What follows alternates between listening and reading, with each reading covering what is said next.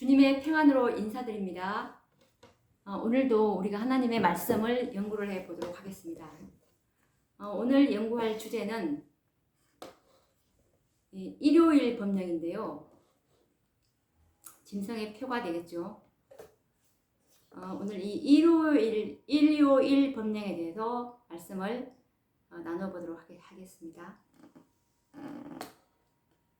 이 계시록 18장 천사, 즉 또 다른 천사들인데요. 이 계시록 18장 천사에 의해서 이제 늦은 비를 받을 한 백성이 이제 준비가 되면 계시록 7장에 나오는 이 땅의 사방에서 바람을 잡고 있던 네 천사는 이제 바람을 놓게 될 것입니다. 이것이 무슨 말이냐면 이 늦은 비를 받을 하나님의 참 교회는 요한계시록 14장에 있는 셋째 천사의 기별자가 되는 셋째 천사로 부름받은 제7일 안식일 예수 재림교회가 아니고 각 시대의 대쟁투 최후의 경고 이 38장이죠. 각 시대의 대쟁투 38장에 보면은 제목이 최후의 경고라는 장이 나오는데 이 최후의 경고장에 보시면 늦은 비를 받을 교회는 계시록 14장에 있는 셋째 천사가 아니라 계시록 18장에 있는 18장 천사가 이제 늦은 비를 받게 되는데 18장에는 역시 두 번의 기별이 또 이어져 있습니다. 계시록 18장은 두 번의 기별이 있는데 18장 1절에 이 일 후에 다른 천사가 라는 이 넷째 천사의 기별이 셋째 천사의 기별 이후에 한번 하늘에서 내려오게 됩니다. 18장 1절에 보시면 이 일 후에 다른 천사가 하늘에서 내려오는 것을 보니 하늘에서 다른 천사, 순번적으로는 네 번째 천사라고 하겠습니다.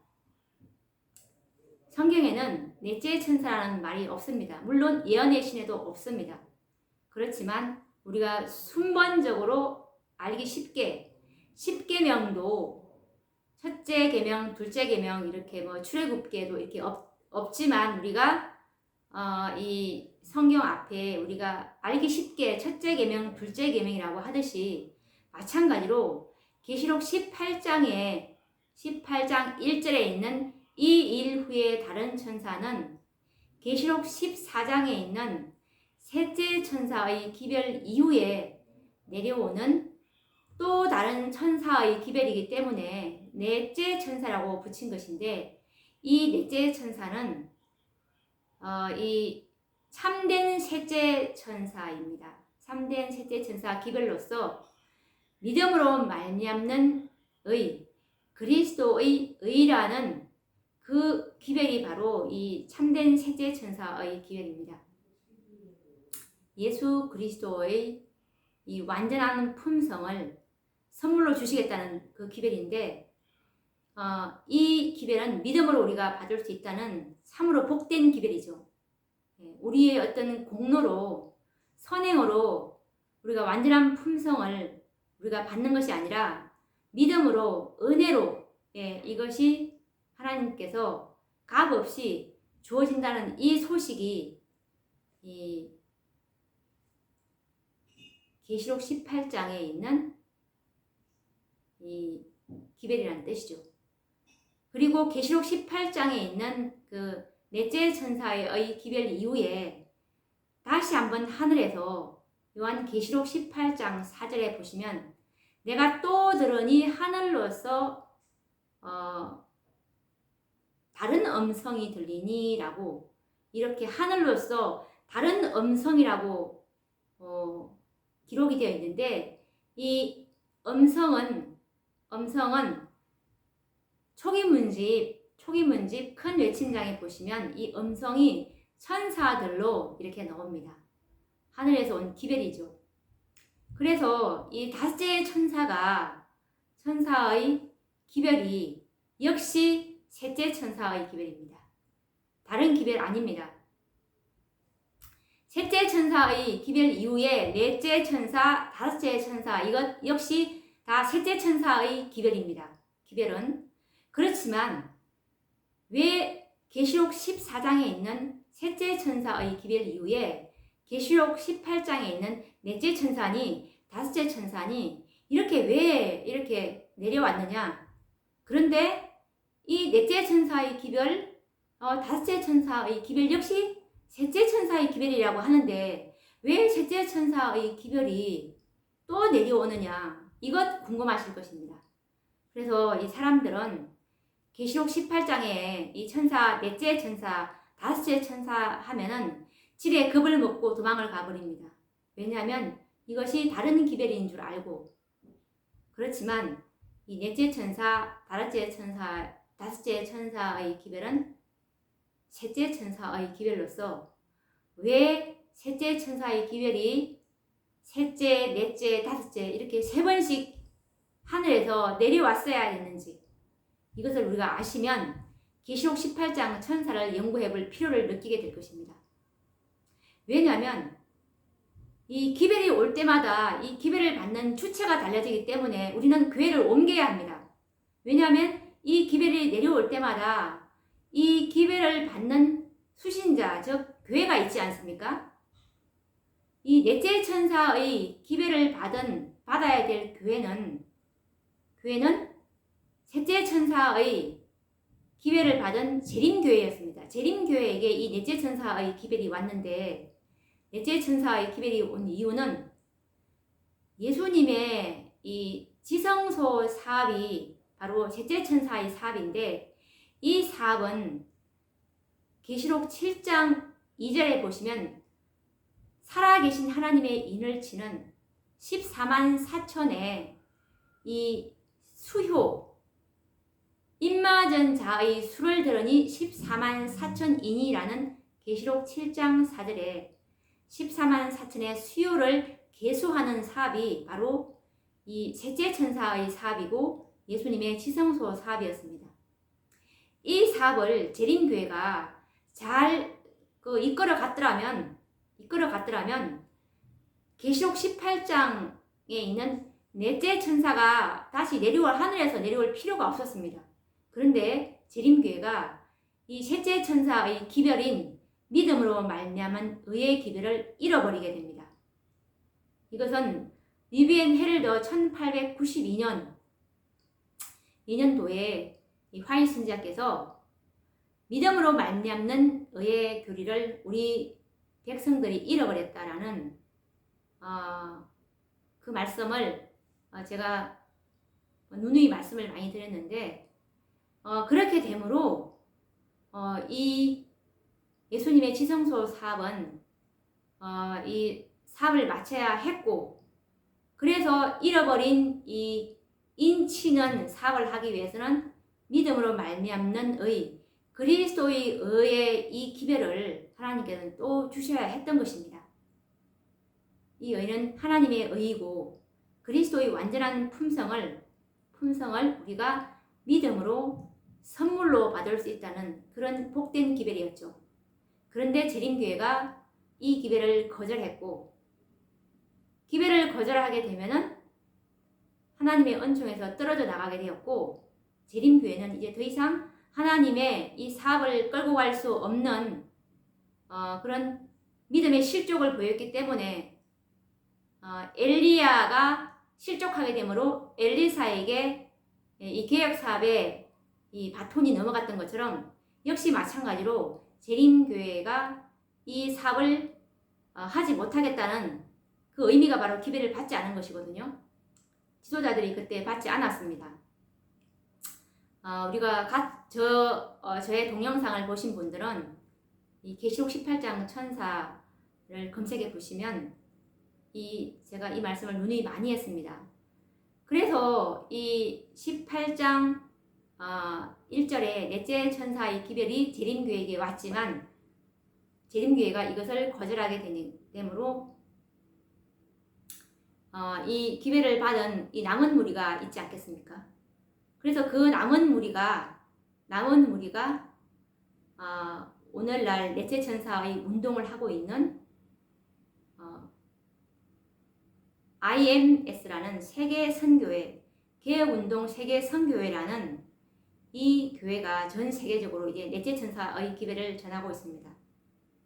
그런데 이 개혁운동 세계 선교회라는 이 넷째 천사의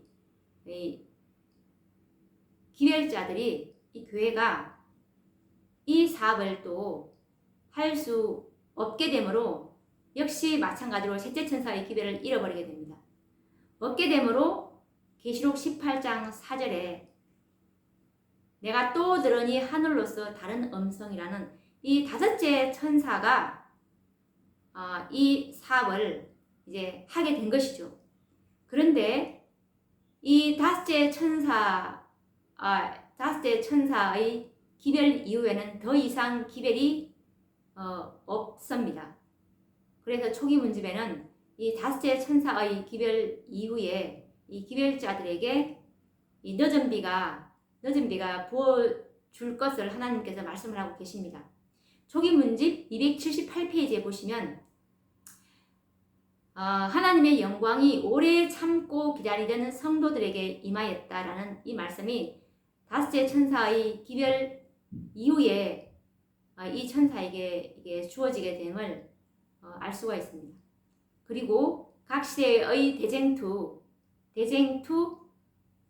이 제38장 최후의 경고장에 보셔도 이 계시록 18장 4절의 천사가 하나님의 기별을 받은 마지막 기별자이고, 이 교회가 참 교회로서 완전한 진리를 어린 양이 어디로 인도하든지 따라가는 자로서 하늘로서 온 기별을 모두 다 받아들인 자들입니다. 이 자들에게 늦은 비가 부어져서 이제 최후의 경고, 큰 외침이죠.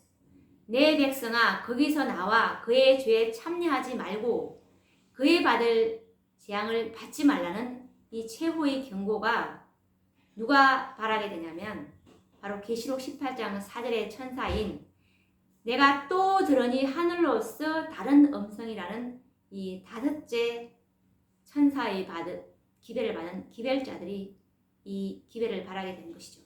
그래서 이제 이 계시록 18장 4절의 천사들에 의해서, 다섯째 천사들에 의해서 이제 늦은 비를 이제 받고서 이 참교에게 늦은 비가 부어집니다. 늦은 비를 받게 되면 이 늦은 비를 받은 이 다섯째 천사가 이제 이 명목상에 재림 성도들과 이제 1월 법령 뒤에 명목상에 재림 성도들과 타락한 교회에게 이 커넥팅을 하게 되면 그 안에 있는 하나님의 신실한 백성 14만 4천인들이 이제 이 외침을 듣고 참 진리가 무엇인지 이제 그들이 이 성령의 가말에 이 진리를 듣고 이제 이 계시록 18장 4절에 다섯째 천사에게 연합이 되어서 이제 14만 4천의 수요는 완전히 이제 개수가 되면, 그때 이제 땅의 사방에서 바람을 잡고 있던 네 천사는 이제 바람을 놓게 된다는 것이 하나님의 이 구속의 계획입니다.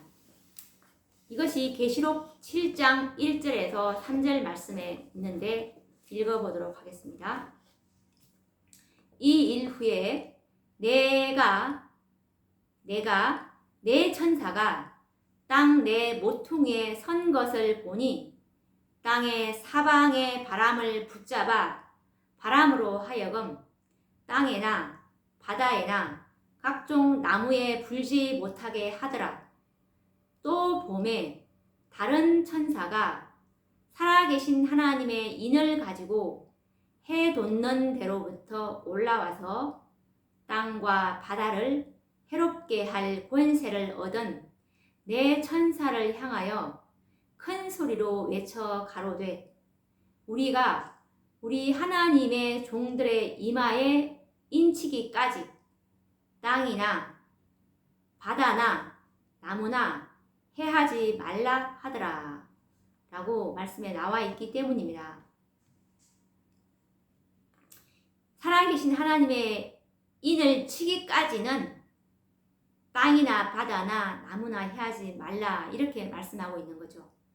그러면 살아계신 하나님의 인 맞은 자의 수가 몇 명인지를 성경 말씀으로 우리가 확인해 보자면 계시록 7장 4절에 보시면 내가 인 맞은 자의 수를 들으니 14만 4천이니 라고 성경은 분명하게 인 맞은 자의 수를 말씀하고 계시고 계시록 14장 3절에 보시면 이 땅에서 구속함을 얻은 14만 4천인 밖에는 능히 이 노래를 부를 자가 없더라라는 이 말씀처럼 입맞은 자의 수는 이 수요가 개수되는 사업이고 이 수요가 개수가 되면은 이제 이 땅에 땅 내 모퉁이에 바람을 붙잡고 있는 이 네 천사는 바람을 놓게 되므로 이 땅은 참으로 정말 이 자비가 섞이지 않는 이 하나님의 진노의 잔이 이제 쏟아지게 되는 것입니다. 그래서 이 지성소에서 그리스도의 최후의 중보 사업이 끝나기 직전에 14만 4천인의 수가 거의 채워져 갈 점이면 이제 살아계신 하나님의 인을 치는 천사는 땅 내 모퉁이에서 바람을 붙잡고 있는 이 천사들에게 더 이상 호소하지 않을 것입니다. 그때에는 하나님께서도 이제 바람을 잡고 있는 내 천사들에게 바람을 놓으라는 명령을 내리시게 될 것입니다. 이때가 되면 사단은 자신의 최후의 수단을 사용하게 될 것인데 이것이 바로 요한계시록 13장에 잘 나와 있는데 사단의 계획이 계시록 13장 15절에서 16절 말씀을 보시면 사단의 최후의 수단이 저가 권세를 받아 그 짐승의 우상에게 생기를 주어 그 짐승의 우상으로 말하게 하고 또 짐승의 우상에게 경배하지 아니하는 자는 몇이든지 다 죽이게 하더라.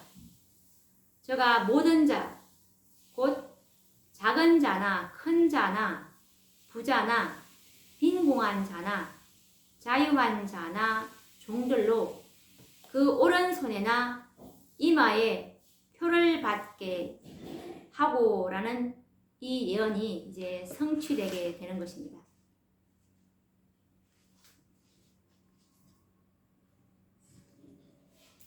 이 예언이 이제 성취가 되면 지구상에 살고 있는 모든 이제 사람들은 짐승의 표를 받도록 강요당할 것입니다. 그때에 이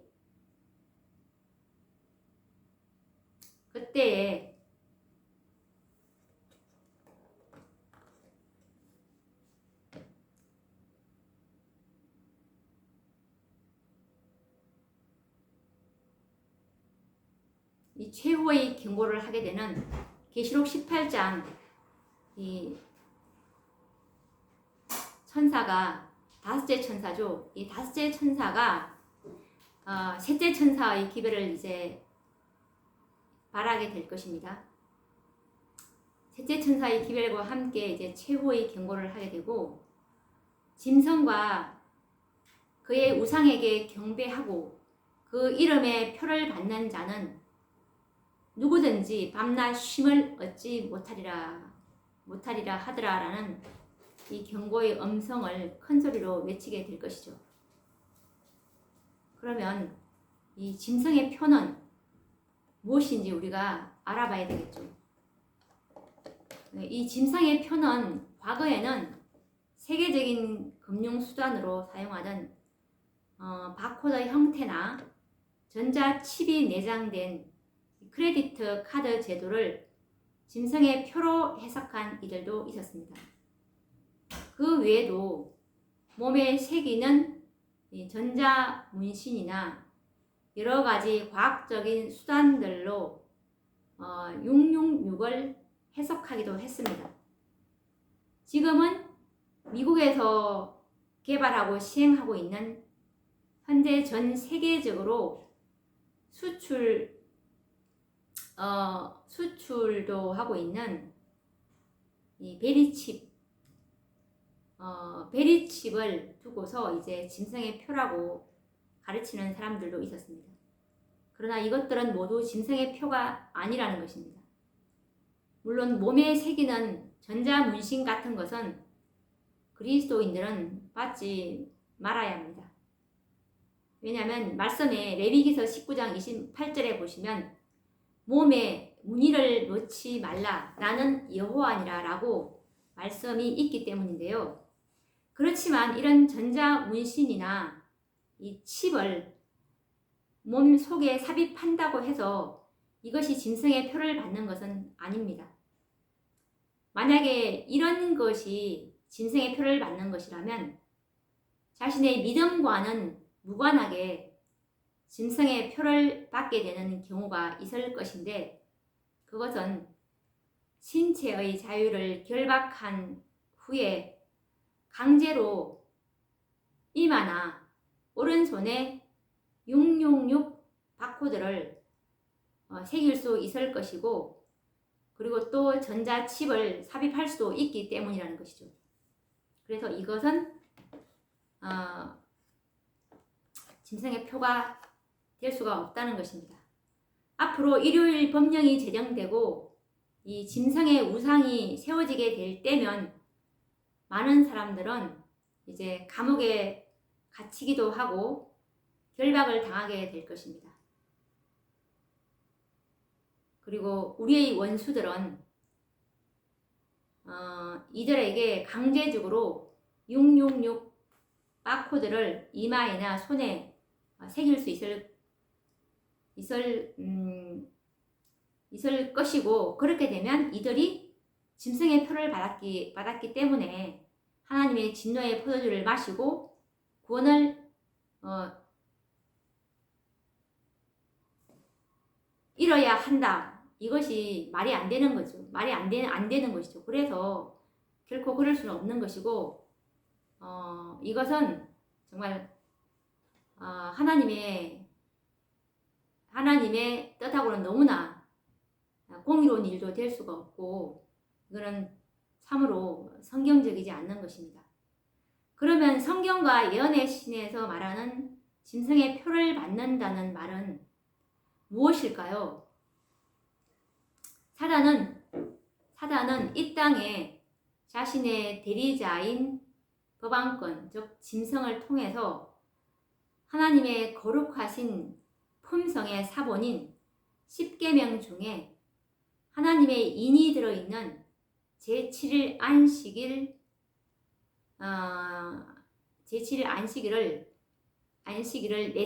이것이 넷째 계명인데, 넷째 계명을 변경시키고 주일 중에 있는 첫째 날인 일요일을 지키도록 하는 강제 법령을 이제 제정할 것인데, 이때 일요일은 이제 짐승의 표가 되는 것입니다. 그리고 일요일을 지키는 이때부터 이제 일요일을 지키는 행위는 짐승의 표를 받는 것이 되는 것입니다. 사단은 자신이 하나님과 동등되기 위한 수단으로 하나님의 법을 변경시키고자 하늘에서부터 노력을 해왔습니다. 이와 같은 사단의 노력은 이 땅에 있는 당신의 대리자, 로마 법안권이죠. 이 법안권을 통해서 성취시키고자 계획을 하고 있습니다. 사단은 이 하나님과 이 6,000년 동안 지금 대쟁투를 전개해 오고 있는데, 이 사단이 이 대쟁투의 사단과 하나님 간의 대쟁투의 이 쟁점이 바로 하나님의 율법입니다. 그래서 대쟁투는 최초부터 하나님의 율법을 이제 전복하려고 했고, 그리고 하나님의 율법은 순종할 수가 없고, 그리고 하나님의 율법은 결함이 있기 때문에 변경해야 한다 라고 주장해 왔었습니다. 이것이 부조와 선지자 69페이지에 있는데 읽어보도록 하겠습니다. 부조와 선지자 69페이지입니다. 대쟁투는 최초부터 하나님의 율법에 관한 것이었다. 사단은 하나님이 불공평하시며 그분의 율법에 결함이 있고 우주의 행복을 위하여 그것을 변경해야 할 필요가 있다는 것을 증명하려고 애써왔다. 율법을 공격함으로 그는 그 율법의 제정자의 권위를 뒤집어 엎으려고 하였다. 사단이 하나님은 불공평하다. 그리고 하나님의 율법에는 결함이 있고 우주의 행복을 위해서는 그것을 변경해야 한다라고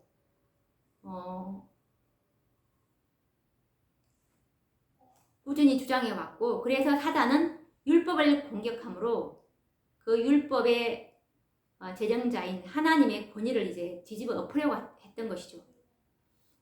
그래서 사단은 자신의 대리자인 이 땅에서 자신의 교회의 대리자인 법안권을 이용해서 하나님의 율법을 변경시키게 됩니다. 그래서 사단은 자신을 하나님보다 높일 수가 있었습니다. 그런데 이렇게 변경된 율법을 이제 그 율법이 변경됐다는 것을 알면서도 그 율법을 준수하는 자는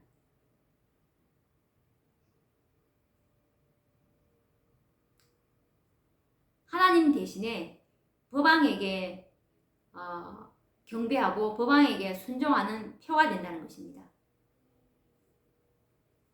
이것은 참으로 무서운 이야기죠.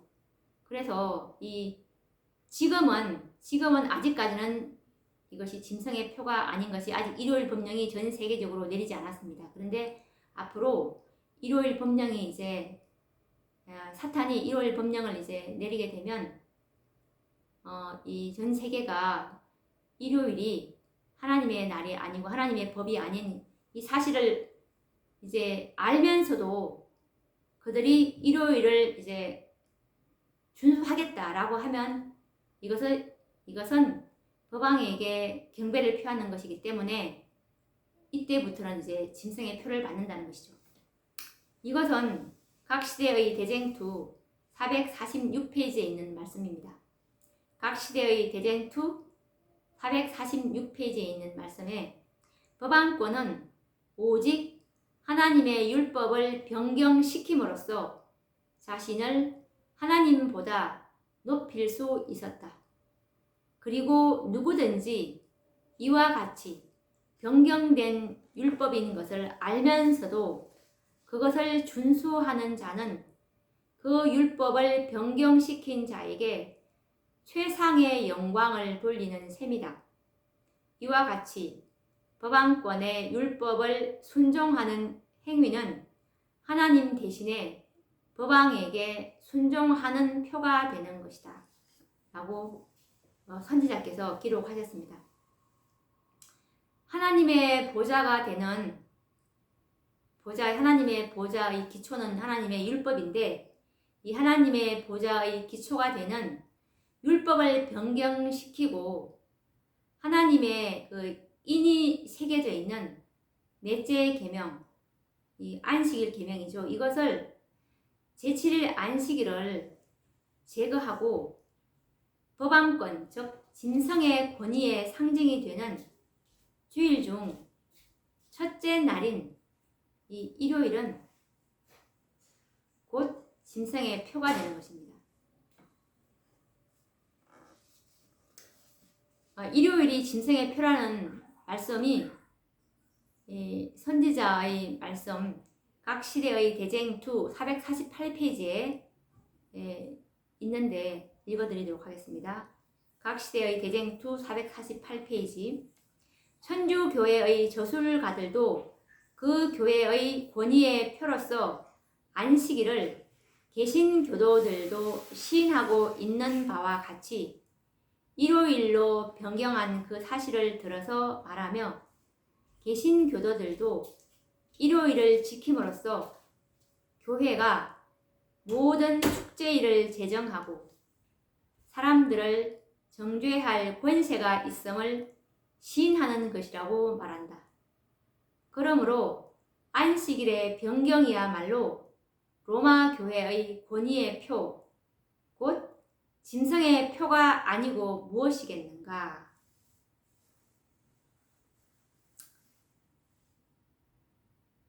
안식일의 변경이야말로 로마 교회의 권위의 표, 곧 짐승의 표가 아니고 무엇이겠는가? 이렇게 말씀하셨죠. 그리고 이 일요일이 짐승의 표라는 말씀이 또 각 시대의 대쟁투 605페이지에도 있습니다. 각 시대의 대쟁투 605페이지에 보시면 안식일은 충성의 큰 시금석이 될 것이다. 왜냐하면 안식일은 특별히 투쟁의 초점이 되는 진리가 되기 때문이다. 사람들에게 마지막 시련이 닥쳐올 때 하나님을 섬기는 사람들과 섬기지 아니하는 자들을 구별하는 선이 거질 것이다. 넷째 계명을 지키는 대신에 국가의 법률과 일치되도록 거짓 안식일을 지키는 것은 하나님과 반대되는 세력에 충성하는 표가 되는 한편 하나님의 율법을 좇아 참 안식일을 지키는 것은 창조주께 충성하는 증거가 된다. 그리하여 한 계층의 사람들은 세상의 세력에 복종하는 인을 받음으로써 짐승의 표를 받는 반면에 다른 한 계층의 사람들은 하나님의 권위에 충성하는 표를 받는 길을 택함으로써 하나님의 인을 받게 된다. 이 일요일 법령이 이제 미국에서 전 세계적으로 이제 발표가 되면 이 세상은 두 무리로 나뉘어질 것입니다. 이 충성의 큰 시금석이 되는 안식일을 지킴으로 살아계신 하나님의 인을 받는 이 무리와 그리고 그 나머지는 짐승의 표로 일요일을 지킴으로 짐승의 표를 받는 이 두 무리가 나누어지는 것이죠. 살아계신 하나님의 인 그리고 짐승의 표.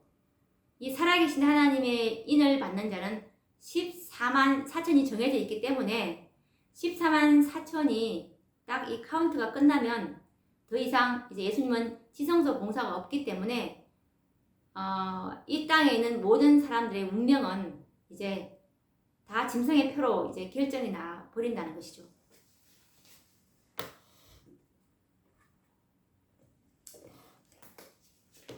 이 일요일이 짐승의 표라는 또 다른 말씀이 복음전도 234페이지에도 있는데 읽어보겠습니다. 복음전도 234페이지입니다.